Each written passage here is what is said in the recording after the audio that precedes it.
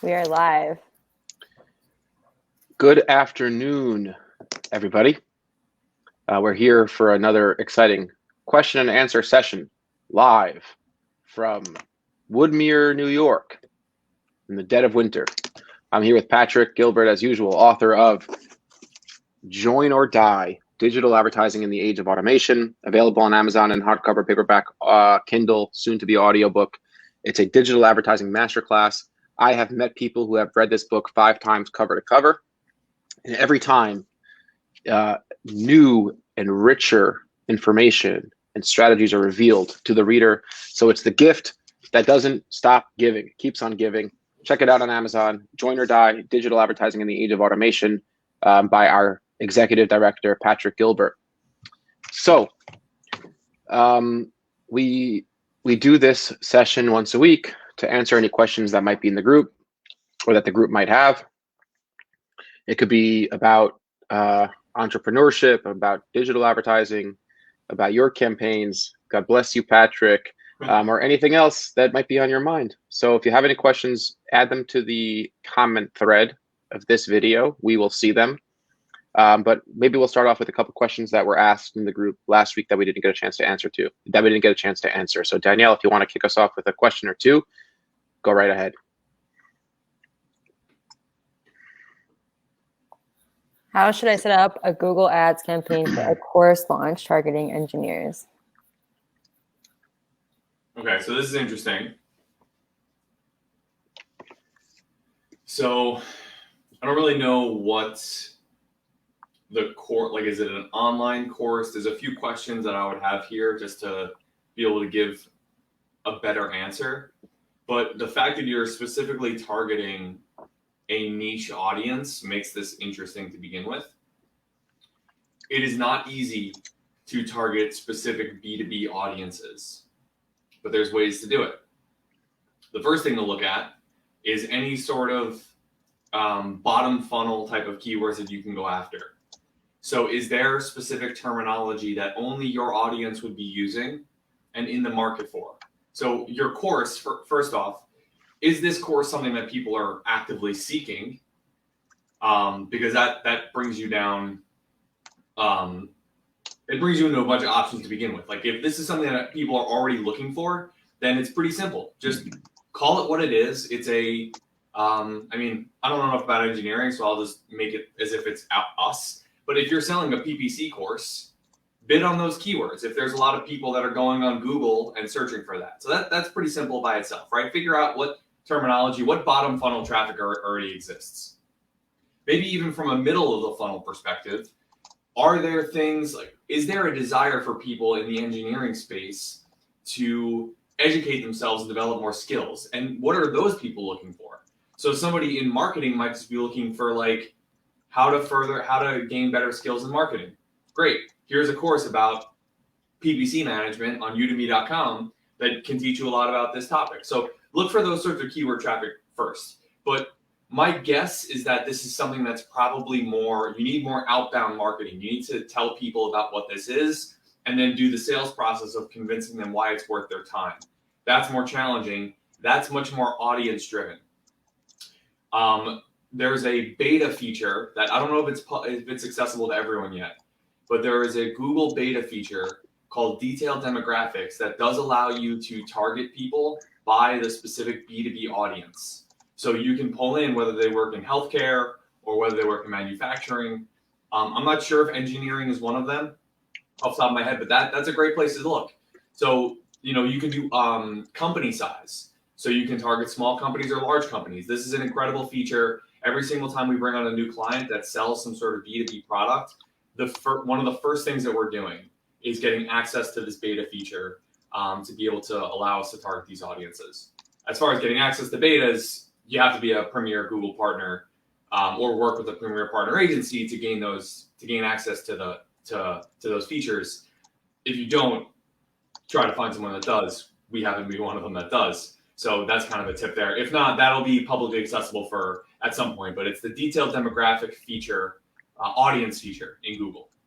The last thing I'll say on this is think about creative ways to pre-qualify your audiences. So in the comments here, there were some suggestions about display targeting or YouTube targeting. That's great. Think of that as a low-cost way to qualify your audience. We have a client that was in a similar situation years ago where they sold a very specific B2B type of product, and he wanted us to make boring ads for them. Every time we created a good ad with compelling copy and imagery, he hated it because that wasn't what he wanted to do. He didn't want people to click on his ad and come to his website because they thought it was interesting. He wanted to be very descriptive and boring about what they actually was, knowing that the only people that would click on the ad were actually really interested in his target market. So think about turning everything on its head when it comes to audience validation. If you have a course that just says, if you have an ad that says the best online training course for electrical engineering, and that's it, the only people that are going to be clicking on that ad are like absolutely your target customers. You're probably not going to convince them to buy in that first setting, but you now have them in your funnel. You can remarket to them. You can do a million other things with that. So think about this idea of audience validation. You can leverage LinkedIn targeting, which is a great place to do audience validation. You're going to find a lot of people that are engineers there. Bring them to the site and then think about what happens. Don't try to close the deal in that first setting. Think about building a funnel, getting the right people to your site, and then market to them beyond that. Isaac, you happen to sell a course to people in a specific niche. Do you have any tips that go beyond what I just mentioned? I think that what you outlined is a good strategy. And I would just continue to focus on not only relying on digital advertising to sell your course for you. You have to really be sort of like a subject. You have to develop your subject matter expertise and the perception of your subject matter expertise. That means taking clips out and putting them on YouTube. It means potentially running paid ads to your free YouTube videos. You have to sort of take a step back and not give more power or more predicted power to any of these ad channels than really exists within them, because there's no magic bullet. You have to put yourself in the customer's shoes. If you just saw an ad for a paid course, would you click it, even if it was like you're in your niche? Or are you more likely to sort of get exposed to some of the free content, get a sense of what this instructor is about, and then want to buy something from them? So advertising is not going to allow you to skip steps in your typical customer journey. So think about that and develop a sort of a pipeline of content that leads up to a person being willing to open their wallet and buy something from you. So there's advertising at all different stages of the journey, but there might be a good case to run paid advertising to free content and tracking through like how many people are coming from the YouTube videos and then buying your course, or coming through a blog post and buying your course, or you publish an ebook and the ebook sells your course, right? So like, don't lose sight of the customer journey as you think about. What do you think worked for you in the early days of your Udemy course before, like at some point it became like, it rose the ranks and became a best-selling course. So and had a lot of like, but something happened. There was what as Gladwell would refer to as like the tipping point that got you there. Was it the free content? So I actually shot that entire first course before I even heard of Udemy. I thought that I was going to sell the course on my own. And I spent like hundreds, really without exaggeration, hundreds of hours setting up this WordPress LMS system. It was absolutely like, I think I've even blocked the memory out because it's so traumatic. And I started running ads directly to the course, and I sold very few, certainly not profitably, made some sales, but sold very few. And I realized like, look, I could either try to control everything and try to sell at my own price point, or I need to leverage outside help. And Udemy in one way was that outside help. So Udemy is a course platform where there's strength in numbers. They have a lot of people who already trust Udemy as a place to buy courses. Now they're going to take 50% of my profit. They're also going to control the price. They're going to do a lot of things that I don't like, but they're going to do one thing very well. They're going to get me people to see my course. So when I first put it on Udemy, there was like 2 months where we did sell a handful, but very few. I continually I was always pulling out 2-3 minute clips and posting them to YouTube and sending the YouTube traffic to the course. We already had a good amount of YouTube subscribers to our channel from prior YouTube tutorials and videos that we had placed, so I was able to leverage that. That certainly helped. That helped in a major way, because Udemy then saw that there was traffic being sent from external sources that wasn't Udemy to the course, which in their algorithms promoted my course ranking in their search results. So the tipping point came a confluence of factors. One, it was a longer, more thorough, more updated course than the next best Google Ads course on Udemy, of which there were probably 100, by the way. So you shouldn't be discouraged if there's 1,000 other people selling what you sell. Just make it a little bit better, or a lot better, but at least a little bit better. So the confluence of factors was we sent enough traffic through our own effort, whether it paid or otherwise, into a platform that I didn't even control, right? Because you just know that this is how you get the job done. You need help. You need support systems. And as far as a tipping point, when I think like 2 or 3 months after we first launched on Udemy with pretty abysmal results, then in a 4-week time period, we sold 15 or 20,000 like copies of the course, like really quickly. And that was just Udemy seeing our effort. I'm not saying seeing like human seeing. Part of it was I had an account rep and whatever, but like a lot of it was just the algorithms and the ranking factors. So part of what you're getting at here, I think, is willingness to play the long game and sacrifice short-term profitability. And 100%. that's what I'm currently experiencing with the book sales. So I went through a publisher, and I have the ability to sell the book Join or Die, now available on Amazon. I have the ability to sell the book on my own. And as you tried doing originally with the course, which, do you remember the price? It was like about $1,000 that you originally priced the course at, right? Yeah, no. In the very beginning, it was like $7.99, $6.99, right, something like that. But like, yeah, I mean, exactly. A lot more than $10. Yeah, right, exactly. Not $10, of which you're splitting the majority of that with Udemy.com and making basically $1 on a sale. But the same idea. Like, I can, not that a book is ever going to cost that much, but I could go and make a good amount of profit on every single book sold. But I would rather play the long game by sharing that revenue with Amazon. And I don't control anything on Amazon. I don't even know how many books I'm selling. People are keeping asking me like, oh, how are the sales going? And I don't really know, because like there's very little insight into this. I don't even have control over the price. They dropped the price over the last month or so, which I believe is the first part of that tipping point that you're describing. Something has happened in the algorithm on Amazon where they're saying, oh, people actually seem to buy this book. Let me play around with the price a little bit.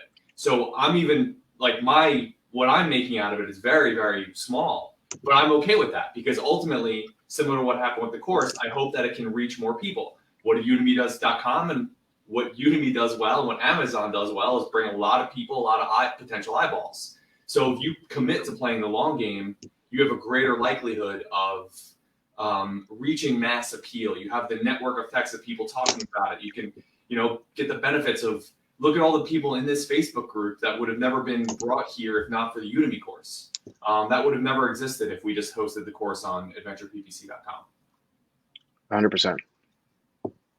Awesome. All right, so we definitely covered that one. Good luck with the course. I think that's awesome. Very, very exciting stuff. And share a link to it. I'd be curious to check it out. Danielle, any other questions we have here? We are going to keep with the theme, and I think having a course and content fits into this. How to get new clients. We can't tell our secret. We can't give away our secrets. I don't know. Does anyone else know how to get new clients? Yeah, I'd be curious. Yeah, we'll like open it up to the forum. We don't want to, spoil the fun. Maybe someone else could answer how to get new clients, and we'll be listening. How to get new clients? Well, there's the rain dance, where you draw a circle and you say, I'm not leaving the circle until it rains or I get a new client. There's the play in traffic idea. But okay, in all seriousness, So Your search is the simplest way to describe one of the most complicated things that we deal with every day. Is right, this question is very hard to answer because it embodies literally like everything that we've been thinking about over the last like 8 to 10 years. So we're trying to summarize it in a short couple sentences. It's not the easiest thing to do. But Isaac, what would you say? I'm just like trying to break it down into its like largest constituent parts. So I feel like we've really fit ourselves into one of the two high level categories. Is, do you go out and find clients and convince them to work with you, or do you structure yourselves in a way where clients come to you and ask you to work with them? Yeah. And we're certainly in the latter, right? That's a very clear distinction that I can make. It's going to be more difficult to make further distinctions because things become blended together in many different ways. But at least on that end, and they're not exclusionary or mutually exclusive. You could do both, but those are two different ways to think about it. Are you going to go and find clients? And there's nothing wrong with that. So that is an investment in going to marketing conferences. You're networking with people. You're reaching out. You're making a list of all the different places that you might be able to speak or podcasts that you could be on. And you know what? That's actually like already itself somehow a hybrid of both. It's like, you know, on one hand it's content, but on the other hand it's more like active networking to try to find new clients.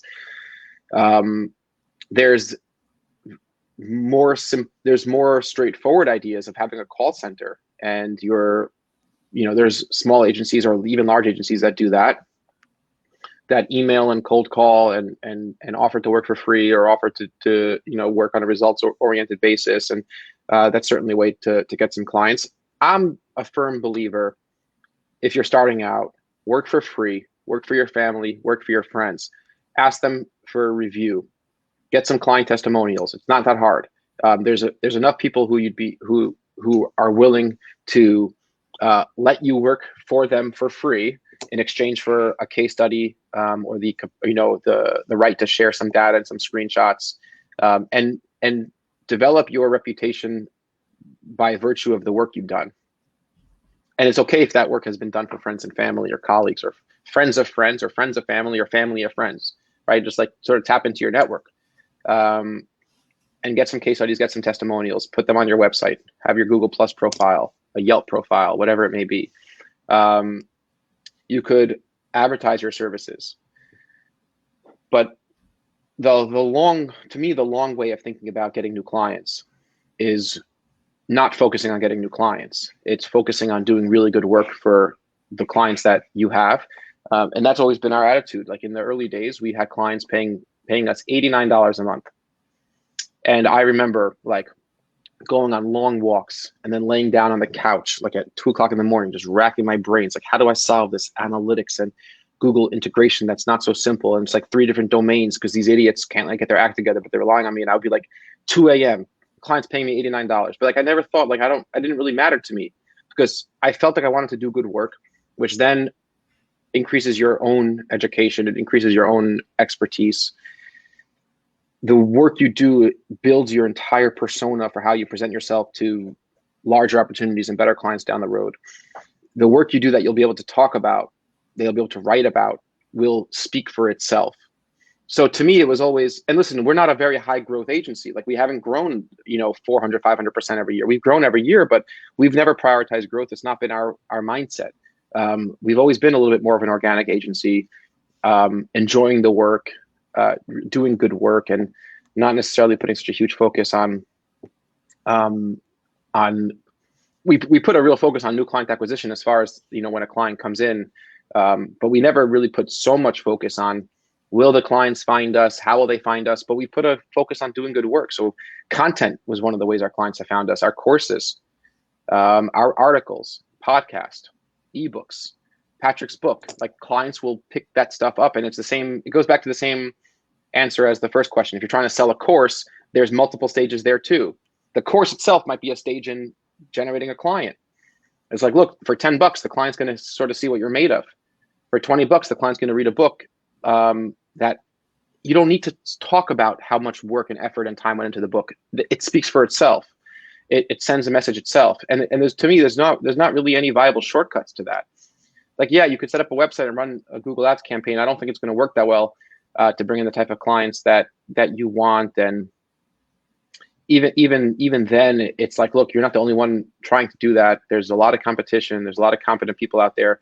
But if you could produce good work, and the types of case studies that you are able to write, the types of reviews you're able to get will speak to the quality of your character and the quality of your thinking, that will go a long way.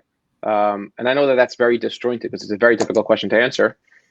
But Patrick, maybe you have additional context. I think it's the same idea of playing the long game. You have to build a portfolio of previous work and case studies. And in doing so, that does two things. It gives you the ability to sell yourself better, but it also forces you to get good at the work.